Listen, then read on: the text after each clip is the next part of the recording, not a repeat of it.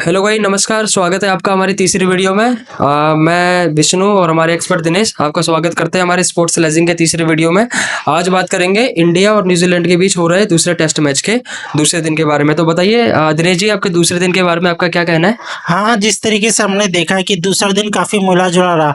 भारतीय टीम उस तरीके का परफॉर्मेंस नहीं कर पाई क्योंकि देखा कि हमने पहले दिन न्यूजीलैंड को 259 रन पे तो ऑल आउट कर दिया और जो कि वाशिंगटन सुंदर जिस तरीके की उन्हें गेंदबाजी करी और उन्होंने 55 रन देके 7 विकेट लिए।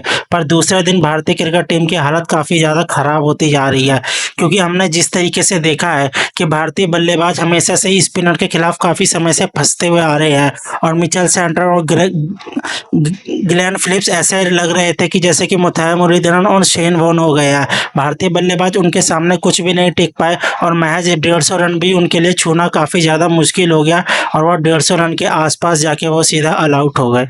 जी, आप देखेंगे दूसरा टेस्ट मैच, अगर आप बात करेंगे इंडिया को, तो वॉशिंगटन सुंदर ही इंडिया को लीड कर रहे हैं। वही बॉलिंग कर रहे हैं, वही बैटिंग कर रहे हैं। पहले इनिंग में उन्होंने 7 विकेट ले लिया है और अभी तक का जो मैच का हाल है कि 4:17 हो चुके हैं। दूसरा दिन खत्म होने वाला है, वो 4 विकेट ले चुके हैं।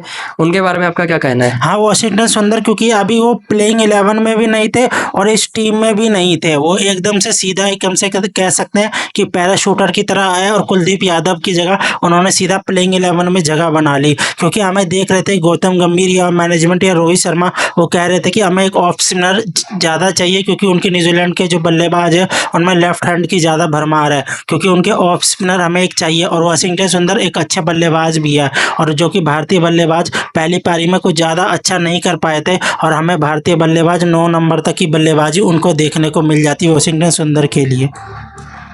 ठीक है, देखिए, मुझे तो लगता है कि दूसरा दिन खत्म होते होते न्यूजीलैंड ऑल आउट हो जाएगी। और न्यूजीलैंड आपके हिसाब से कितने रनों की लीड कर लेगी? मेरे ख्याल से न्यूजीलैंड कम से कम 350 रन की लीड तो कर लेगी क्योंकि इकलौते वॉशिंगटन सुंदर ही है जो बॉलिंग भी कर रहे हैं, बैटिंग भी कर रहे हैं और फील्डिंग भी कर रहे हैं। वो तीनों तरफ से हम अपना योगदान दे रहे हैं।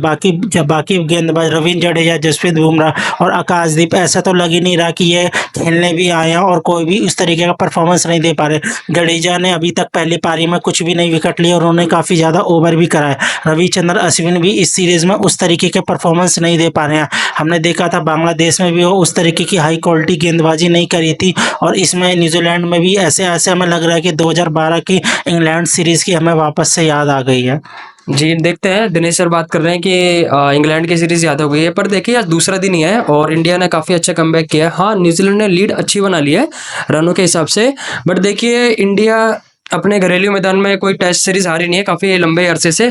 तो आपको क्या लगता है कि इंडिया ये वाला दूसरा टेस्ट मैच न्यूजीलैंड से जीत जाएगी? मुझे तो नहीं लगता। अब ऐसे लग रहा है कि अब रोहित शर्मा और गौतम गंभीर के मुंह पे कालिक पोत दी जाएगी और उनकी जो परफॉर्मेंस है, जिस तरीके से हमने देखा कि गौतम गंभीर को कोई भी कोचिंग का अनुभव नहीं था। उससे पहले चाहे हमने देखा राहुल द्रविड़ हो, चाहे फिर अनिल कुंबले हो, चाहे फिर रवि शास्त्री, उन्हें कोचिंग का अनुभव तो नहीं था पर उन्होंने कोचिंग काफ़ी अच्छी की। राहुल द्रविड़ हम कह सकते हैं अंडर 19 से ऊपर से आए थे और उन्होंने काफ़ी ज़्यादा कोचिंग का भी उन्हें एक्सपीरियंस हो गया था।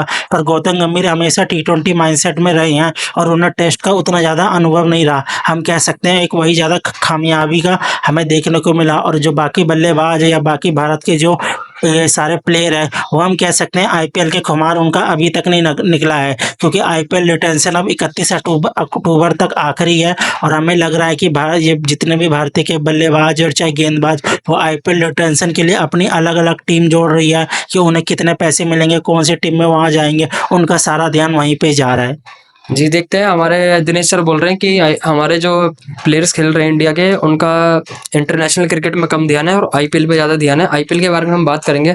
आप बताइए कि विराट कोहली का प्रदर्शन इस टेस्ट मैच में कैसा रहा? विराट कोहली का था हम देख रहे हैं कि पिछले 3-4 साल से उस तरीके का प्रदर्शन नहीं आ पाया है।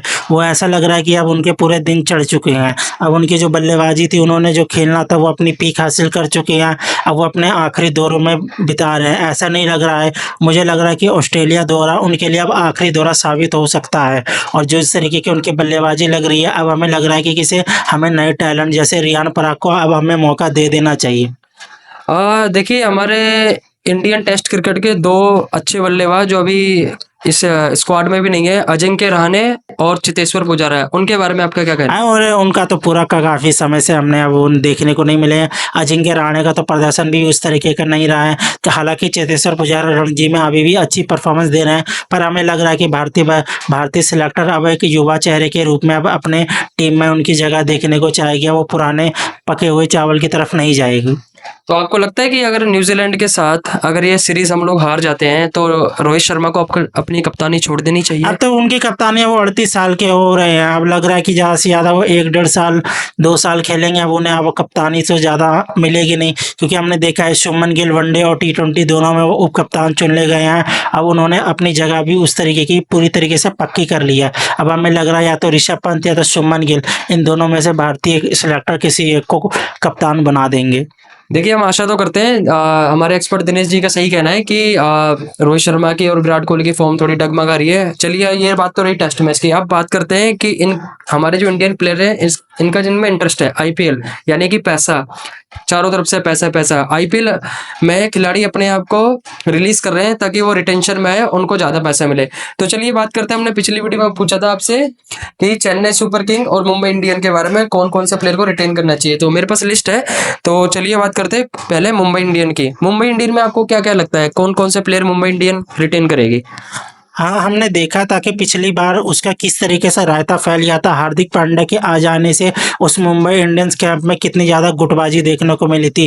रोहित शर्मा, सूर्य कुमार यादव, जसप्रीत बुमराह, तिलक वर्मा और ये सारे एक तरीके से गुट में मिल गए थे, क्योंकि रोहित शर्मा का हमने देखा था वर्ल्ड कप 2023 का फाइनल हारने के बाद से हमें लग रहा था कि उन्हें कप्तानी नहीं दी जाएगी, और उन्होंने भारत के जो ICC T20 वर्ल्ड कप है और उसकी भी कप्तानी नहीं करने वाले थे। इसलिए हमें लग रहा था कि उन्हें कप्तानी से हटा दिया जाएगा, और कप्तानी से हटा भी दिया गया। और जो कि हार्दिक पांड्या, उन्हें तकरीबन 100 करोड़ से भी ज़्यादा कीमत में गुजरात से मुंबई इंडियंस की टीम में उन्हें जोड़ा गया था। हमें लग रहा है कि जिस तरीके से रायता फैल गया था, अब जिस तरीके से रायता फैलाया गया था उसको अब नीता अंबानी और मुकेश अंबानी ने, और जो कि महिला जयवर्धने वापस आ चुके हैं हेड कोच में, अब उन्होंने संभाल लिया है। आप हमें प्लेयर की लिस्ट बताइए तो हम देखेंगे किन किन को रिटेन या रिलीज कर सकती है।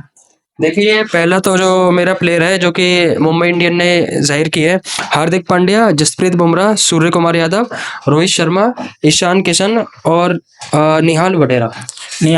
तिलक वर्मा भी आप कह सकते हैं। हम मुझे लग रहा है कि ईशान किशन को आप रिलीज कर सकते हैं, क्योंकि 5 ही को टोटल हम क्या कैसे रिटेन कर सकते हैं और 75 करोड़ पर से खर्च किए जा सकते हैं। तो रोहित शर्मा तो रिटेन होंगे, सूर्य कुमार यादव भी, हार्दिक पांड्या भी, जसप्रीत बुमराह भी, और तिलक वर्मा की तरफ मुंबई इंडियंस देखने जा रही है। अगर वो अनकैप्ड प्लेयर की बात करें तो आपका सही कहना है कि निहाल वडेरा को वो अनकैप्ड के रूप में देख सकती है। चलिए, ये बात तो रही मुंबई इंडियन की। अब बात करते हैं धोनी की, कि धोनी के मतलब कि खासकर थाला, मैं तो उनको थैला बोलता हूँ क्योंकि मेरे हिसाब से तो उनको अब छोड़ देना चाहिए क्रिकेट खेलना। बल्कि चलिए बात करते हैं चेन्नई सुपर किंग की। चेन्नई सुपर किंग की उन्होंने कुछ लिस्ट निकाली है, जिसमें से रविंद्र जडेजा को वापसी ले सकते हैं, शिवम दुबे, महेंद्र सिंह धोनी तो जाहिर सी बात है, ऋतुराज गायकवाड़, डेवन कॉनवे, महेश पथिराना। आप बताइए इनमें से मतलब कि कौन सा ऐसा प्लेयर है जो मोस्ट इम्पैक्ट है, जो छवि छोड़ेगा इस 2025 के आईपीएल में? मुझे तो लग रहा है महेंद्र सिंह धोनी, जिस तरीके से उनके लिए पूरे आईपीएल में चीज़ें करी गई, और उनके लिए ये रूल लाया गया कि जो 5 साल से कोई भी इंटरनेशनल क्रिकेट नहीं खेला गया है उन्हें अनकैप्ड की श्रेणी में डाल दिया जाएगा। और महेंद्र सिंह धोनी वापस से 43 साल की उम्र में भी अब वो आईपीएल खेलेंगे। और जिस तरीके से ऋतुराज की कप्तानी गई थी पिछले 2024 के आईपीएल में, वो काफ़ी ज़्यादा खास नहीं रही थी। और रॉयल चैलेंज बेंगलोर के खिलाफ जो आखिरी मुकाबला खेला गया था उसमें धोनी ने हाथ भी नहीं मिलाया था प्लेयरों से, और वो काफ़ी ज़्यादा गुस्सा होकर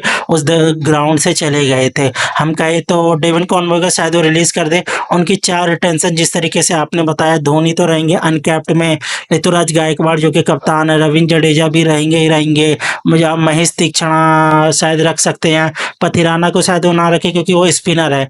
तीक्षणा, हाँ शायद पथिराना को रख ले, वहाँ पेस बॉलर है, तीक्षणा स्पिनर है, दोनों ही श्रीलंका से आते हैं। और शिवम दुबे को उनका तो कहना है कि मैं CSK में ही रहना चाहता हूँ, आप मुझे कोई सी भी कॉस्ट दे सकते हैं। ठीक है, बात रही चेन्नई सुपर किंग की। तो आपके जो धोनी है, जिनको कई लोग, खासकर वो साउथ में बड़े फेमस है, कई लोग उनको थैला बोलते हैं, कई लोग उनको थाला बोलते हैं। मेरे हिसाब से धोनी का अब परफॉर्मेंस भी अगर आप देखा जाए तो अब बस वो उनकी हवाबाजी रह गई है। इसके बारे में आपका क्या कहना है? हाँ, क्योंकि वो साल भर से उनका पिछले 2 साल से उनके घुटने में काफ़ी ज़्यादा परेशानी रही है और वो घुटने की परेशानी से काफ़ी ज़्यादा जूझते हुए नज़र आए हैं और उस तरीके के अपने बल्लेबाज़ी जब वो करने आते थे, वो 8वें 9वें नंबर तक अपने आप को खींचते थे, ताकि वो सिर्फ़ 1 या 2 ओवर मैक्सिमम से मैक्सिमम खेल पाएँ। अब उनकी फ़िटनेस भी नहीं रही। ना जाने मुझे लगता है वो जो आईपीएल की चकाचौंध है उस खेल में वो खो गए हैं, या फिर वो सिर्फ़ अपनी जो सीएसके की जो एक लेगेसी है, उसको सिर्फ़ आगे बढ़ाने की कोशिश कर रहे हैं और उनके पास कोई एक ऐसा धोनी के बाद कोई चेहरा भी नहीं है जो सीएसके का फेस हो सकता है, जो ब्रांड एंडोर्समेंट लेके आए, ब्रांडिंग लेके आए, चाहे स्पॉन्सर लेके आए, क्योंकि धोनी इकलौते हैं जो पूरे आईपीएल में सबसे ज़्यादा फेमस है और उनके आने से आईपीएल में जब देखते हैं हम कि वॉच टाइम जो जियो सिनेमा पे है वो सीधा करोड़ों में जाके पहुंच जाती है। हाँ, धोनी के फैंस तो काफ़ी हैं, खासकर जब चेन्नई सुपर किंग का मैच होता है तो जियो सिनेमा की पॉपुलैरिटी भी काफ़ी ज़्यादा बढ़ जाती है। जहाँ लाखों में होते हैं वहाँ पे करोड़ों में व्यूज़ चले जाते हैं। बट देखिए मेरे हिसाब से तो धोनी अब इतना अच्छा खेलते नहीं है। चेन्नई सुपर किंग की कप्तानी भी उनको छोड़ देना चाहिए, उनको किसी कोच वगैरह उनको करना चाहिए। और बात रही चेन्नई सुपर किंग की, मुंबई इंडियन की, तो आपको क्या लगता है 2025 में चेन्नई और मुंबई में से ऐसी कौन सी 2 ऐसी टीमें हैं जो टाइटल उठाने के काबिल है? हाँ, सीएसके का तो हम कह सकते हैं कि ढलता सूरज हो गया है। मुंबई इंडियंस ने अपना कोर तो रिटेन कर लिया है। अब देखते हैं कि उसमें भी काफ़ी प्लेयरों की उम्र हो चुकी है। रोहित शर्मा अब जो जिस तरीके वो अपने पहले पीक पर खेलते थे, वो अपनी पीक से काफ़ी ज़्यादा हट चुके हैं। हालाँकि उनका टी20 में काफ़ी ज़्यादा वर्ल्ड कप में अच्छा प्रदर्शन रहा था 2024 के। देखते हैं कि आने वाले अगले साल में वो उस तरीके की परफॉर्मेंस पता नहीं दिखा पाते हैं कि नहीं दिखा पाते, या फिर से गुटबाजी होगी और हार्दिक पांड्या को साइडलाइन कर दिया जाएगा। वो इकलौते ही ग्राउंड में इधर-उधर नज़र आते हुए जाएँगे। ठीक है, बात रही चेन्नई सुपर किंग और मुंबई इंडियन की, आज हमने बात की है। अगली वीडियो में हम आपसे बात करेंगे सनराइजर्स हैदराबाद और मैं जहां रहता हूं और हमारे दिनेश जहां रहते हैं, दिल्ली कैपिटल्स। दिल्ली कैपिटल्स मेरी कई टाइम से फेवरेट टीम रही है, पर दिल से ना जाने क्यों मेरा माइंड हर वक्त आरसीबी की तरफ ही भागता है, क्योंकि ऑफकोर्स उसमें विराट कोहली है। विराट कोहली एक ऐसे प्लेयर है जिन्होंने आरसीबी से कभी नाता नहीं तोड़ा है, वो आरसीबी के साथ ही खेलते रहे हैं।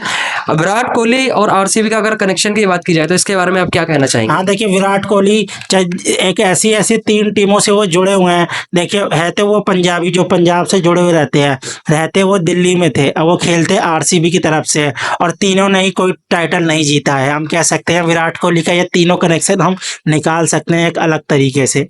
ठीक है, चलिए बात मिलते हैं आपसे अगली वीडियो में। अगली वीडियो में हम बात करेंगे सनराइजर्स हैदराबाद और दिल्ली कैपिटल्स की टीम के बारे में। चलिए मिलते हैं आपसे अगली वीडियो में।